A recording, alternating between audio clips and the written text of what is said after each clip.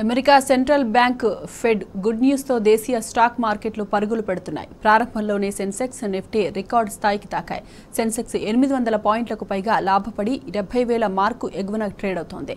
Nifty 200 పాయింట్ల gain అయి 21,000 మార్కును దాటింది.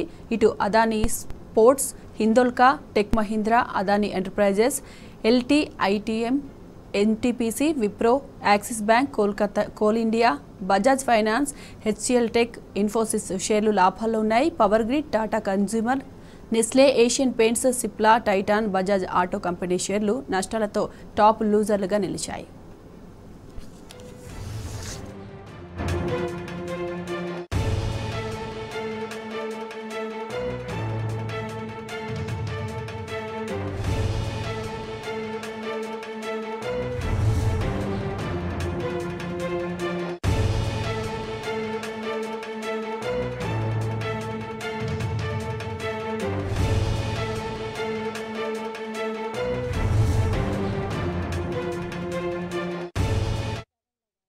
స్టాక్ మార్కెట్లు భారీ లాభాల్లో ట్రేడ్ అవుతున్నాయి. సూచీలు ఆల్ టైమ్ గరిష్టానికి చేరుకున్నాయి. దీనిపై మరింత సమాచారం మా ప్రతినిధి రాజశేఖర్ అందిస్తారు. రాజశేఖర్, చెప్పండి.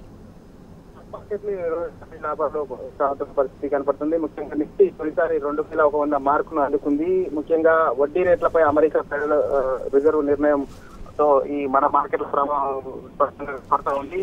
ముఖ్యంగా ద్రవ్యోల్బణం కట్టడికి గత ఇన్నాళ్ళు కీలకమైన వడ్డీ రేటు పెంచుతూ వచ్చిన యుఎస్ఏ తాజాగా రేట్లలో ఎలాంటి మార్పులు చేయలేదు. పైగా 2024 ప్రథమార్థంలో వడ్డీ రేట్ల తగ్గింపు ఉంటుందని నిన్న స్పష్టంగా చెప్పడంతో అమెరికా మార్కెట్లన్నీ కూడా లాభాల్లో ముగిశాయి. దీంతో మనం ఆ ఎఫెక్ట్ అనేది మన ఇండియన్ మార్కెట్ల, దేశీయ మార్కెట్ల మీద చాలా స్పష్టంగా కనపడతా ఉంది.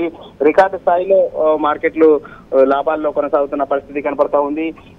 ముఖ్యంగా సెన్సెక్స్ భారీ లాభాలతో దాదాపు 900 పాయింట్ల పైగా కూడా లాభాలతో ముందుకు సాగుతుంది. అటు నిఫ్టీ సైతం 235 పాయింట్లతో 21,200 వద్ద ప్రస్తుతం ట్రేడ్ అవుతున్న పరిస్థితి కనపడుతుంది. Power grid, Maruti, Titan, Hindu లాంటి షేర్లు తప్ప మిగతా అన్ని ట్రేడ్లు కూడా భారీ లాభాలతో ముందుకెళ్తున్న పరిస్థితి కనపడతా ఉంది.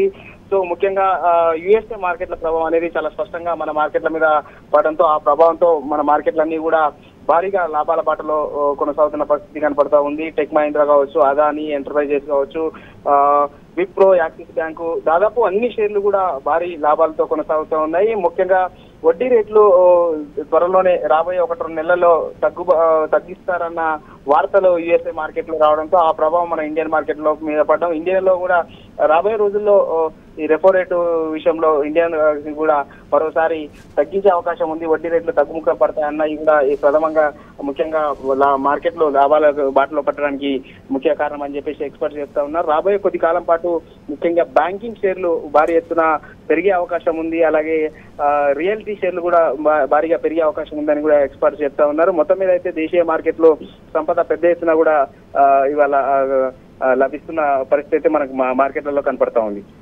Right Rajasekhar, thank you.